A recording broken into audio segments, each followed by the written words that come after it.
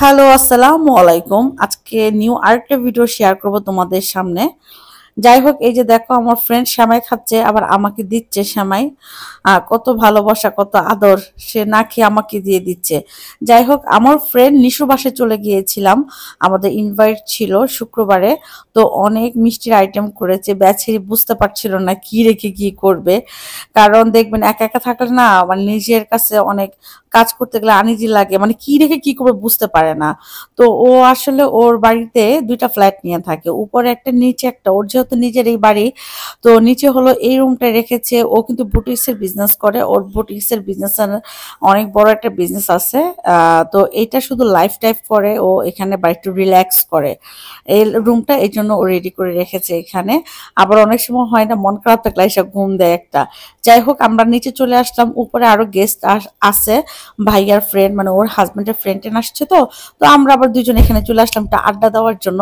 আমাদের জন্য মিষ্টি নিয়ে আসছে, আর আমি তো একটার পর একটা মিষ্টি খাচ্ছি। আর এই যে আপনাদের রাকিব ভাইয়া এখানে দুষ্টুমি করছে, গল্প করছে শালিদের সাথে। আর রাকিবরে সবাই চেথায়, ঠিক আছে, জেন্টালম্যান বলে, রাকিবকে জেন্টালম্যান দিয়েছে নাম। আর এই তো আমি বসে আছি ওইখানে। আর এটা হলো আমাদের যে ফ্রেন্ড নিশু, ওর মেয়ের বিড়াল এটা। হ্যাঁ, ঐশীর ঐশীর বিড়াল এটা। আমার ছেলে আবার বিড়াল খুবই পছন্দ করে, মানে যে কোনো পেট ও পছন্দ করে।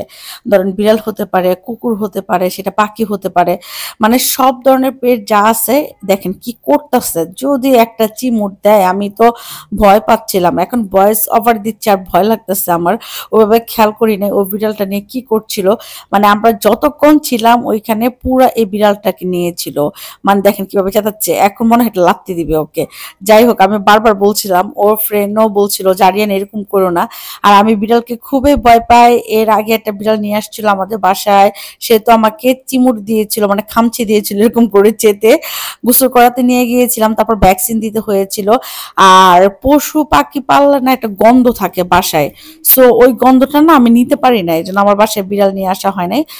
আর রাত্রে ডিনার রেডি করে ফেলছে, এখানে অনেক কিছু ডিনার করে, মানে ব্যবস্থা করেছে ও একা।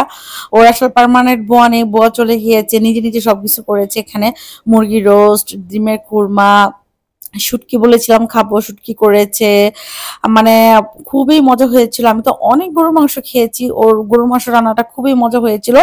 লাস্ট ফিনিশিং আমরা কি করেছি, সবাই মিলে বসে একটা আড্ডা দিচ্ছি, গল্প করছি। কারণ যদি আমরা খেয়ে উঠে চলে আসি তাহলে আমাদেরকে সবাই বলবে নোয়াখালীর মানুষ। আমি জানি না কেন নোয়াখালীর মানুষদের কথা বলে, যে খেয়ে উঠে চলে গেলে বলে কি এরা নোয়াখাইল্লা। আমি আসলে রিজনসটা এখনো জানি না। এই তো আমার সুন্দরী ফ্রেন্ড, আমরা অনেক গল্প করলাম। তারপর ওইখানে নিশু আপুর হাজবেন্ডের ফ্রেন্ডের ভাই ছিল, ছোট একটা বেবি ছিল। আরিয়ানও রিল্যাক্স করছিল, আমিও দুষ্টুমি করছিলাম। এভাবে আসলে অনেকটা সময় আমরা ছিলাম, প্রায় 20-25 মিনিট। আর এই ভিডিওটা রেকর্ড করেছে আমার ভাই, ওরে আমি মাইট দিব ভয়েস দেওয়ার পর, ও ঠিক মতো রেকর্ড করতে পারে নাই, কাঁপাইছে মোবাইলটাকে, এই জন্য ভালো করে আসে নাই। আর দেখেন বাচ্চাদের কে না পছন্দ করে। আর এই ভাইয়া নাকি আমার ভিডিও দেখে বলতেছিল আপনাকে আমি দেখেছি। আমি বললাম কোথায় দেখেছেন, যে আপনার ভিডিও ব্লগ দেখেছি।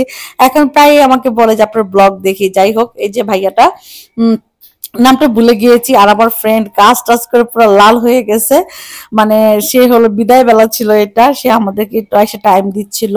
আমার বাসায় একবার ইনভাইট করেছিলাম, ওদের তখন পানি ছিল না রোজার মধ্যে। মানে কি যে হ্যারাসমেন্ট করে ওদেরকে খাওয়াইছি, আল্লাহ, আমি সময়ও দিতে পারি নাই ওদেরকে। যাই হোক, এই যে মাহি, মুক্তার মেয়ে, মানে আমার ফ্রেন্ডের মেয়ে, ও ভিডিও ক্লিপ নিচ্ছিল। এই তো আমার ছোট একটা ব্লগ ছিল।